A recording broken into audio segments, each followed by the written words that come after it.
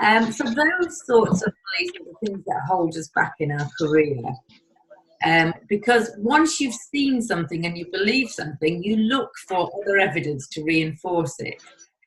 So, for example, if say your boss was disappointed, you felt your boss was disappointed with your work, you've done something and you felt that your boss didn't approve. If you believe that, then you'll look at their behaviour and you'll be thinking, oh, he's done that, he's very quiet because I've disappointed him, or he's not giving me much eye contact because I've disappointed him. So you read into all situations something that maybe isn't necessarily true, because we believe that it's backing up our theory that we're not good enough if we don't succeed really well. So we use that evidence to really back up what we believe, but we tend to ignore any evidence the opposite way. So if he seems to be quite normal in other ways, or if he seemed not to criticise your work, then you wouldn't take that as evidence of the opposite, you would just ignore it. And that, again, is the difficulty, because once you look, it's like when you say to somebody, don't think about pink elephants. The first thing they think about is a pink elephant. And so if you're saying to yourself, I have to do really well to succeed, to be liked and approved of, then you will find the evidence for that. Yeah. And when you find that evidence, you reinforce everything that you've believed before.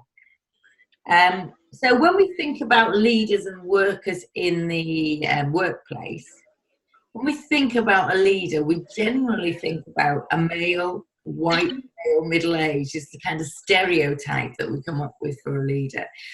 Somebody that is decisive, bold, extrovert.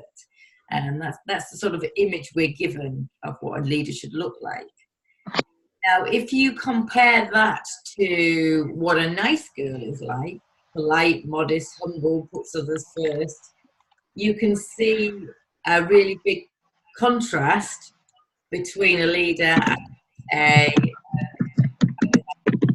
see how that doesn't work, and why women with those particular nice girl conditioning find it harder to be promoted to those sorts of girls, because they don't have what's stereotypically seen as a leader.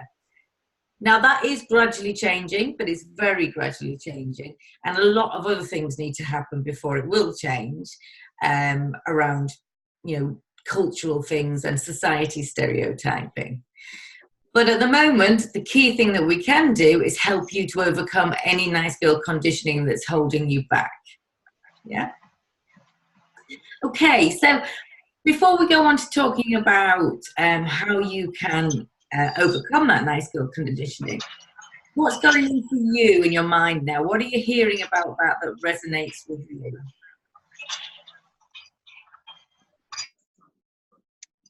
So yes, Jo. So it's Lindsay. Hi. Hi, Lindsay.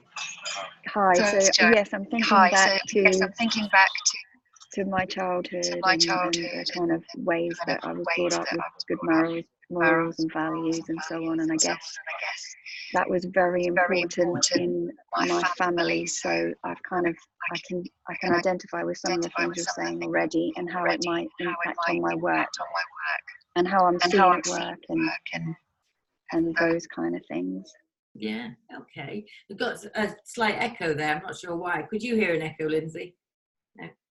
Yes, I could. I think it's because you're on my laptop and my phone, because neither is working, but I can see you on my phone and I can hear you on my laptop. Oh, right. Okay. If it becomes a problem, I'll figure it out. Let me know. Yeah. So I remember when I was young, my family were quite traditional. My dad was very one, and my mum was a homemaker, and very much I picked up from that the male's role was the one that makes the big decisions, that gives the money out. He used to hand my mum money, housekeeping money every week. Very much that the male roles were very different. And I also remember he used to do the disciplining, and I had elder brothers, and when he disciplined, when he was did discipline, he would really upset me if he was disciplining one of my brothers. So it was really strange that I had that sort of emotional reaction to seeing somebody else disciplined. But because of that, I then built up this feeling that, you know, I wasn't good enough as I was, and I must avoid being told off, because that's awful thing to happen, you know, being told off. So it's strange, isn't it, how we pick up those things. What do you think are the beliefs then that come about from that sort of conditioning for you, Lindsay? What do you mean, Jo? Sorry. So if we believe that our elders and betters are more important, or that we mustn't speak up, or we mustn't share our successes, what is it that's holding you back from doing, do you think? Jo, sorry. So possibly setting some boundaries. Yeah. Going for promotion, maybe asking for what I want more often. So it is, you know, it is kind of making me feel uncomfortable to do some things that are perhaps more assertive, seen as perhaps a bit more aggressive or confrontational, which is not always in my nature, perhaps.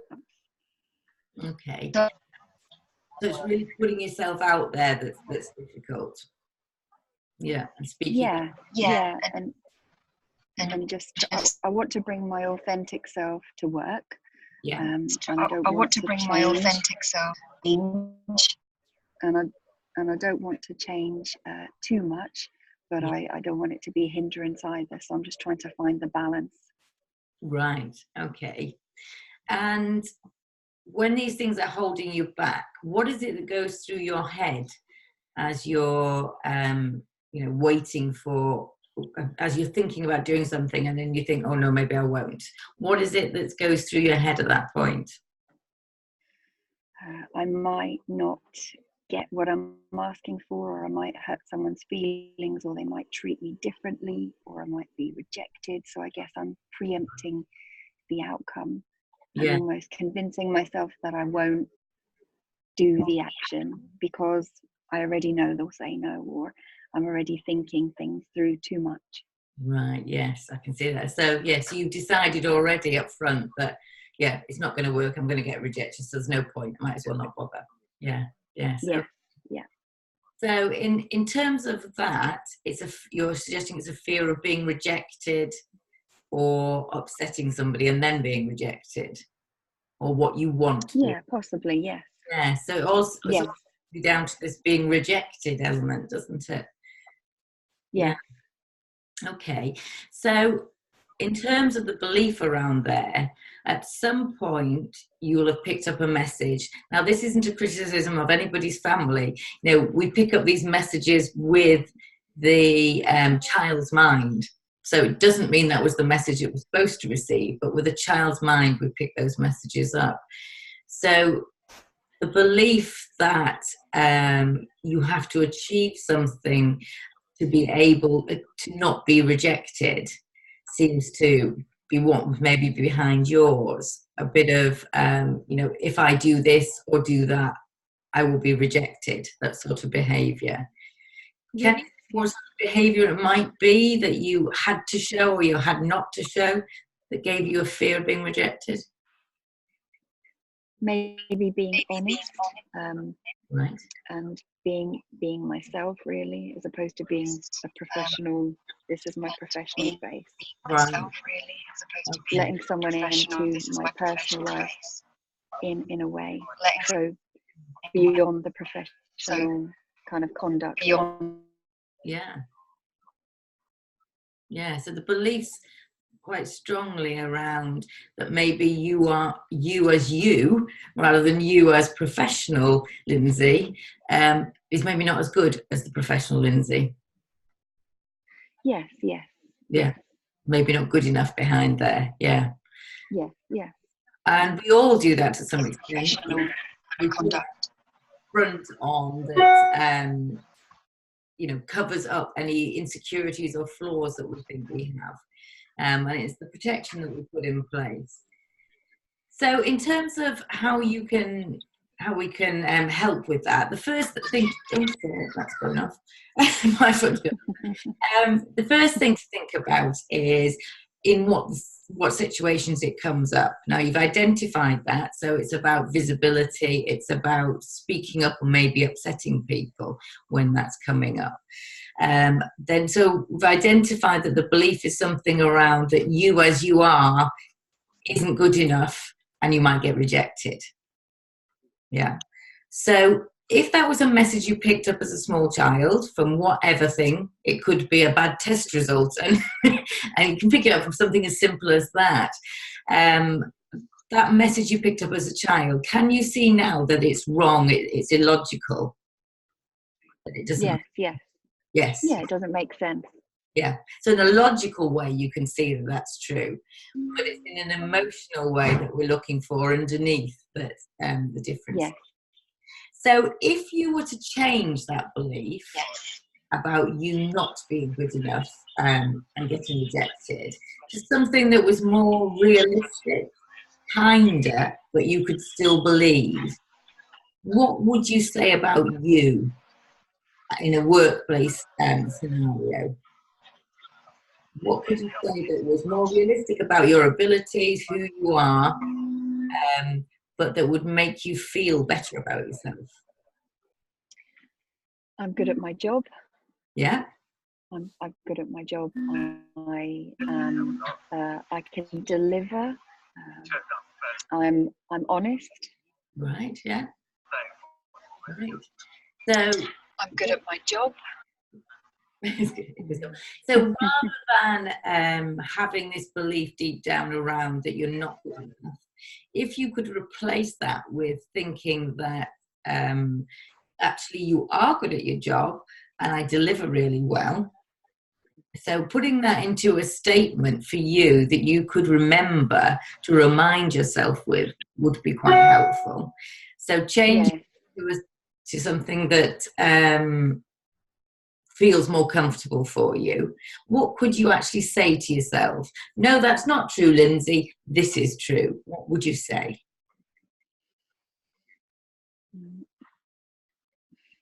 I guess I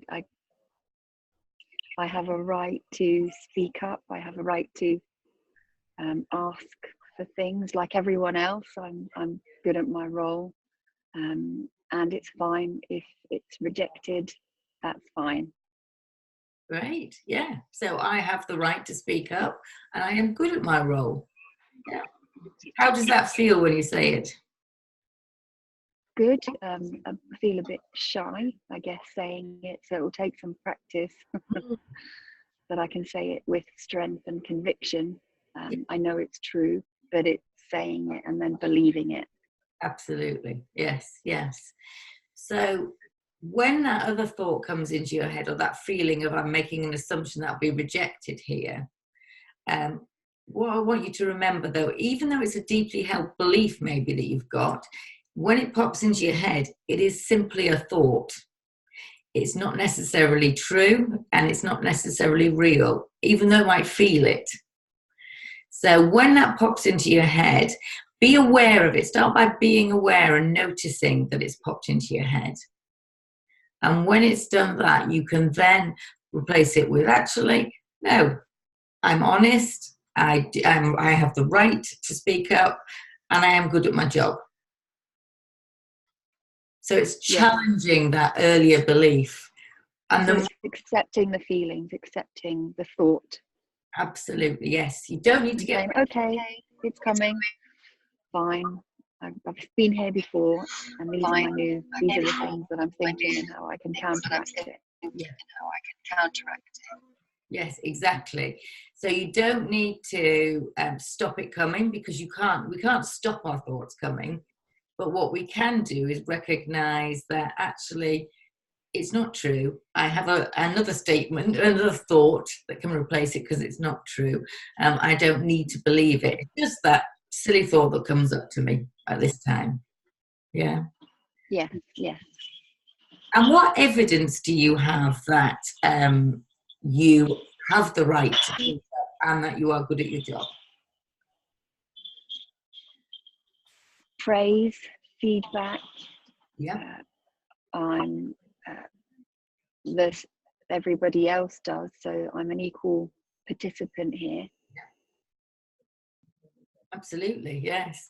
And what evidence do you have about your earlier belief that was that I'm not good enough and I might get rejected?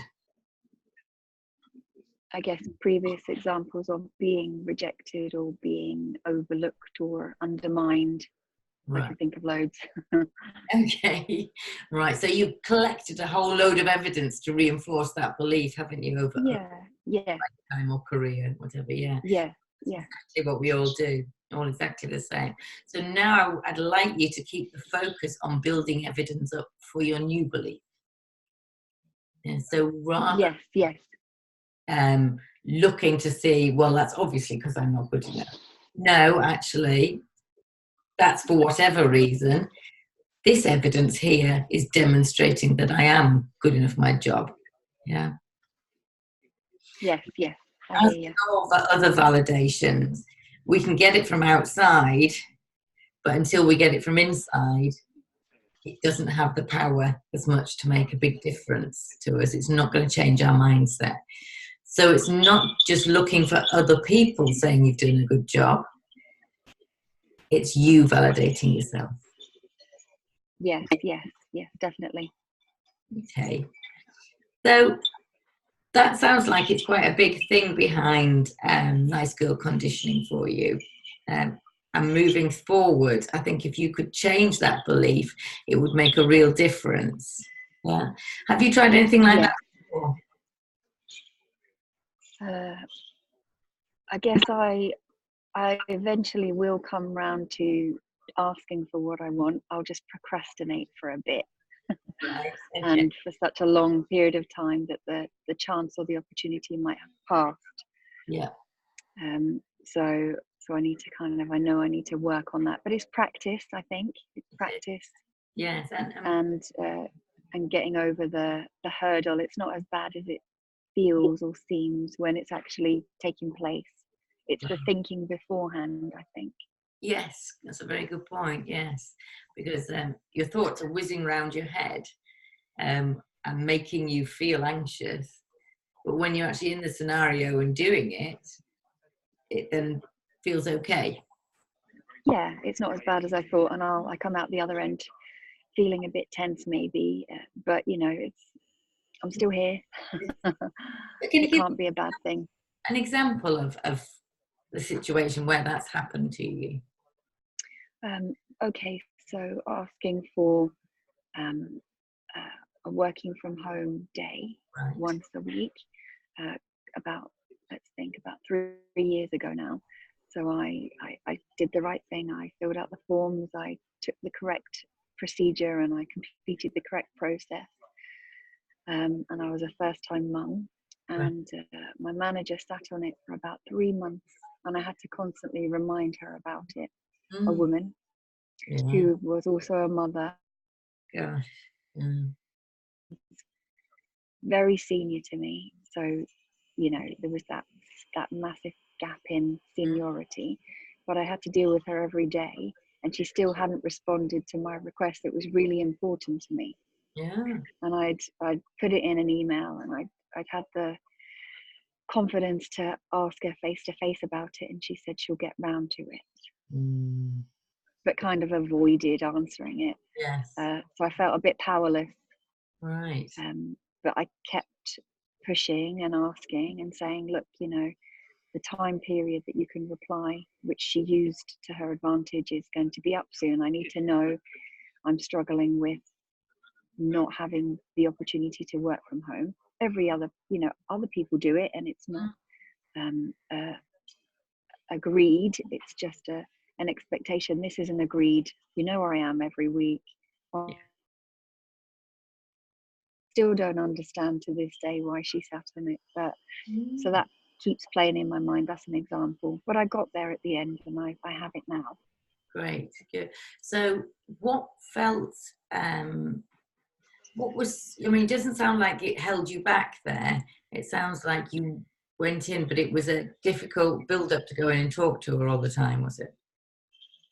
Yeah, because I would deal with the work that she asked me to do, and then in the back of my mind, she hadn't answered my request. Yeah. And I found it I thought, I can look you in the eye, but you're looking me in the eye and you're not answering my question. What's going on here? Yes. And I probably should have just taken her to the side in hindsight and said, something's on my mind. What's going on here? What am I not understanding? Because it's bothering me. Yes. And I want to clear the air. Right. Okay. So that's what Right. So instead, you were just asking her for a decision. You didn't actually lay out exactly why it was so important to you. I think I did in the emailing and the process. Right. And so it was an email request. So she sat on it. But I think when I was going in to see her every day about work stuff, not personal stuff, then she was able to answer my questions about those things. And it just made me really uncomfortable. There's like an elephant in the room, and I just couldn't figure it out why she wasn't, it's a simple thing. It's something that I have every right to ask and every right to have. And I don't know why she sat on it. It just confused me a little bit. So I built up a level of trust and respect for this person, and I just felt that it was a bit wobbly. So it impacted on other things. Right, I see. And what was stopping you going to have that discussion, do you think, at the time? I guess it was just being a first-time mum. Just coming back to work, I felt that I couldn't ask for it, but I felt like I've just come back and here I am asking for a day working from home. I feel like cheeky. Right. So she caught me at a vulnerable point in, not a great deal of sleep.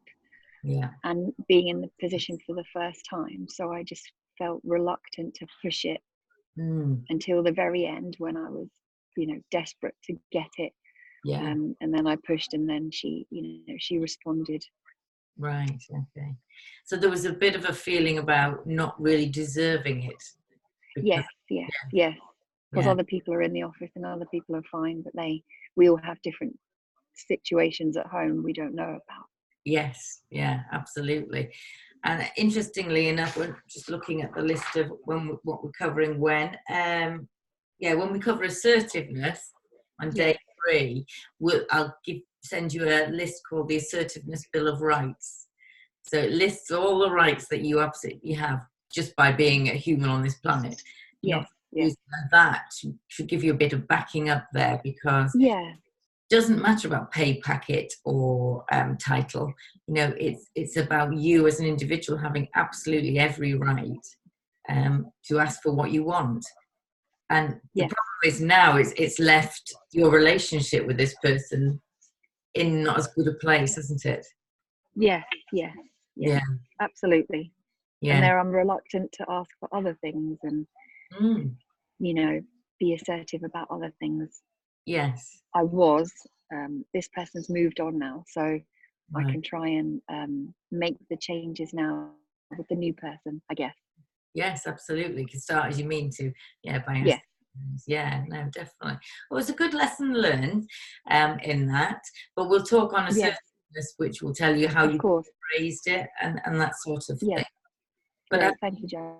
Yeah, I think if you use your belief around that you do a good job and you have a right to ask for what you want, and try and get that into your head and look for positive examples to back that up, whether it's examples of other people doing it, whether it's examples of how good you're at your job or feedback, or whether it's you just recognizing every time you do something that goes, well, actually I did a very good job there. Because we tend to go, right, finish that, good, next. We don't tend to recognise what we've actually achieved. Yeah, that it can hold us back, and it's a real shame that we get to feel like that, because it's constantly moving the targets. Yeah. Okay. So, did your relationship get any better with her after that?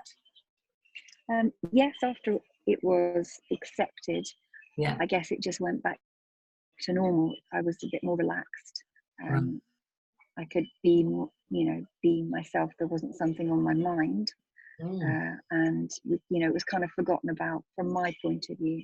Right, it was. Okay, so that was quite good that you managed to keep the relationship. Yeah. And absolutely. How would you have worded it, do you think, if you were to go and have that conversation? I guess it would be, can I take you for coffee? I'd like to have a chat with you about this thing. And then I'll just say, look,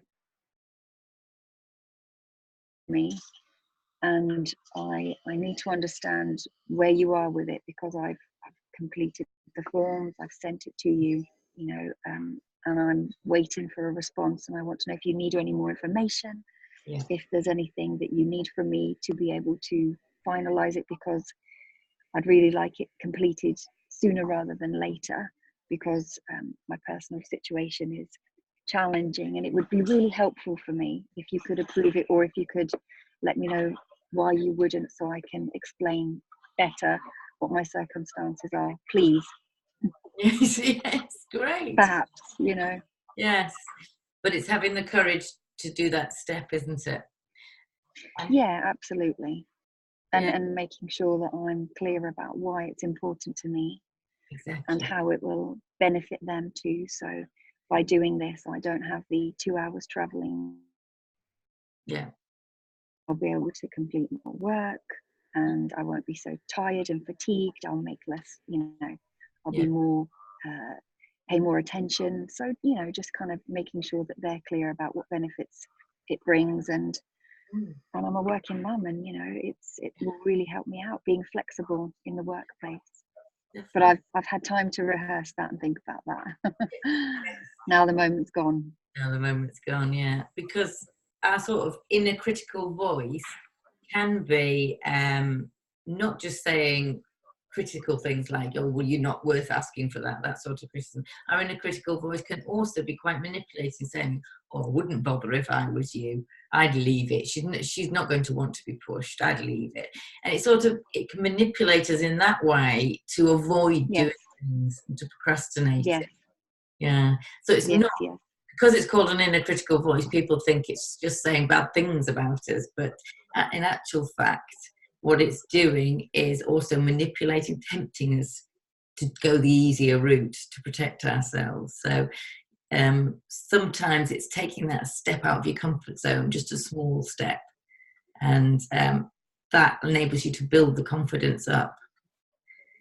So maybe definitely going forward, you could look out for small opportunities where you can ask for what you want. Maybe not big things like your day from home, but you could start with smaller things at work and see how easily that happens and how comfortable you get with that. Because when you get comfortable with the smaller things, it's easier to do the more important ones. Bigger things. Yes. Absolutely. I've got a couple of examples coming up shortly. Oh, good. What are they? My eldest son is having some settling in sessions at a new nursery. Right. So I'll need to go to them and take him. Yeah. And I'm trying to work it on I'm trying to get a day off, as in use it in my annual leave, so I won't have to ask. Right. But I don't have much annual leave left, so it will be a case of I'll need to leave after lunch to do this, and I'll make up the hours the following day. I'll stay late, so it's that's coming in the next couple of weeks. So I'm kind of building myself up for that. Yeah. So who have you got to ask that of? My manager. Right. And what do you think their response will be? I'm not entirely sure. I think it will be an okay, as long as there's a kind of, how am I going to make it back up? Right. And what's going to happen during that period of time? Is there any important work or deadlines? Is there anything? So I think if I plan it and I make sure that it's all covered, then I think if I put that forward, then there is no reason to say no. So I've made sure it's not over a time where there's an important meeting or something that I need to do. So I shouldn't see why not. And I'll give them plenty of notice. So it's just down to how they're feeling on that day. So I'm going to try and avoid Mondays. Good one. Yes. I'm going to try and do it face to face. Yeah. I'm going to be polite about it and just plan to the conversation. Yeah. For now, that's in my head. Yes. And I think if you're polite, if you talk about the facts and you talk about how you will make it up, I can't see there being an issue. But what if they did say no? Yes, it's preempting the no. So if they did, then I would have to say that I would need to find out if there was an alternative day or time. And if not, I may have to take annual leave. So I'll just have to maybe take unpaid leave as an example. Right. And so I'll try and be flexible around it. But yeah, so there are some alternatives. Yes. And I wouldn't go straight into the alternatives. I'm not going to mention them. Absolutely. Even if they say no straight away, I wouldn't go straight into the alternatives. I would probably restate in a slightly different way, maybe. You know, it's important to me that I go to this, but I don't really, I've not got much leave left and I don't really want to use it up. So it would really be beneficial if I could. Okay. So recognize what they say. Good advice. He says, no, I'm sorry, Lindsay, too much work on at the moment. You can then respond with, I understand we have a lot of work on at the moment. However, this is really important. Yes. To just ask again. Yeah. And restate it and be quiet and see what they say. Perfect. Yes, absolutely. Yeah. And don't be tempted to give in straight away. Yes, to fill the gap. Yes. Yeah. I think if you said it 2 or 3 times, you then have to call it quits. I think because they're not going to stop. Yeah. Now that's good. It's a good and then there'll be another time. Yeah, and then there'll be another time where I'll ask again, and they, if they continue to say no, then I think I'm being treated differently than other people, and maybe treated unfairly. So. Small steps. There's 3 sessions, so I'd like to take him to all 3. Right. So we'll see. I'll start with the first one and then say that there are a couple more sessions. So we'll have to work around those and then see. I'd like to think that they're reasonable people. Yes, absolutely. I can't see that being a problem, but yeah. You just never know. Ground. And the other thing to remember is that it doesn't matter what the outcome is to you speaking up. So taking the practical aspect out of it, what you want to gain, but in terms of you practicing speaking up, don't worry too much about the outcome. So if it's a yes or a no, it's not about how did I speak up, it's the fact that you did speak up. Small steps. Yes, exactly. Hearing your own voice, asking for what you want, is really important. Yeah. Good.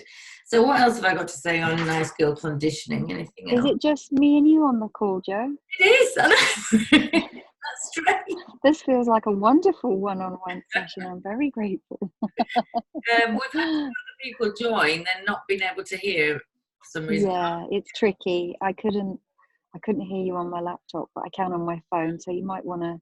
I don't know how people are dialing in, but maybe most people are at work, but the work one isn't working. I'm having to use my personal one, so I don't know if that makes a difference. Do you use Zoom a lot? Do you know what the problem is? I have used Zoom at work once, but my problem here at work is the wireless connection and the bandwidth.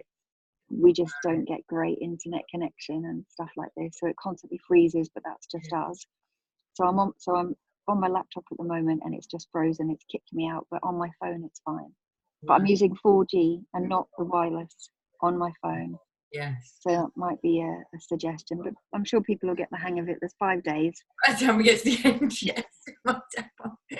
So while you've got me, is there anything else that you particularly is specific to you that you'd like to talk about?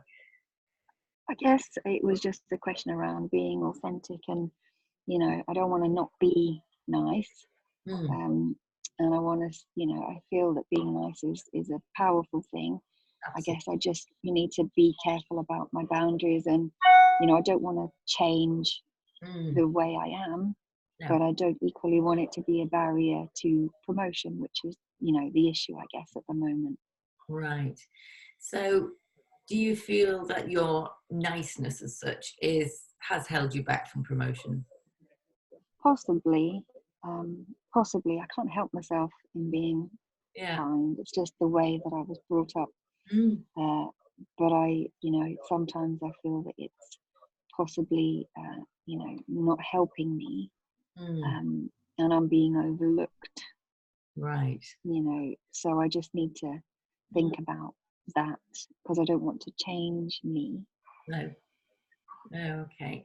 And I suppose the thing is to remember that it's going to be you. You can still be you, but there may be certain situations where you need to communicate in a slightly different way. And it's recognizing when those situations are, and you're not changing you're still being authentic, but you're recognizing that maybe when I'm asking for something, or when there's a possible bit of conflict, or somebody disagrees with me, that is the time to become more assertive and to stick to my guns rather than my natural thing, which would be to back off. So I would say day to day, you could still be yourself, but just recognize that at times you might want to communicate it slightly differently. Yes, no, that's a good way of looking at it. Yeah, I'm very much about being authentic, so I don't think you do need to change yourself, just a different way of communicating. Yeah, absolutely, for the appropriate time. Yes, I get it. Yeah, and I suppose what the other things you mentioned about speaking up and talking about things you've done well, that sort of thing, that's, for me, that again comes down to a bit of self-worth in terms of recognizing that you're good enough as you are. You're good at your job. You're obviously a popular person, so that is good enough to entitle you to the same rights as everybody else. Yeah. Yes, I agree. So if you are okay with yourself and you're quite happy with you, then you have equal rights to anybody else to speak up and share successes and do any of that. And we will be talking about that this week as well, aren't we? What day are we talking about that? Yes, self-promotion on the last day. Oh, good. We're talking about that, and we'll be showing you how to brag in a nice way. Yes. I've started sharing some things already, just just to kind of change my behavior a little bit, just to see what that looks like. Just a small nugget, and see if that makes a difference. It's slightly uncomfortable, but it's not terrible. And the more I do it, the more I'm okay with it. And other people do it anyway. Yeah, oh yes. And that's the trouble. We see the big braggers and boasters, don't we? We think, oh, Yes, absolutely. Thank you, Jo. It's finding a way that's comfortable for you, really. Yeah, just in conversation, or just sharing some news, or reminding people that I'm the expert in my field. I've been saying that a lot. I'm the expert, so let me help you, as opposed to come to me with a solution. Yes. So, I'm the expert. So I've had to say that word a few times. Yeah, that's great. And then I hear someone else say it. Go see Lindsay, she's the expert. Oh, great, good. That's a really good word. Small steps. But not then expecting yourself to know everything. Because yes, absolutely. Yeah. Otherwise, that's another. Yeah, no, I understand. Yeah, another challenge and a battle. Yes, exactly. Upward. Yeah. Okay, good. Thank you, Jo. Right. Well, I've recorded this, but I'm not going to share it because it's like a one-on-one session, and it's a bit more confidential, I think. Yeah. No, I understand. If unless you'd like it, I can send it to you. Like the video. Yes, please. Yes, yeah, that's fine. I'll send it to you. But the one tonight, thank you. There's more people on it. I'll share that one. Sure. No, I understand. Thank you, Jo.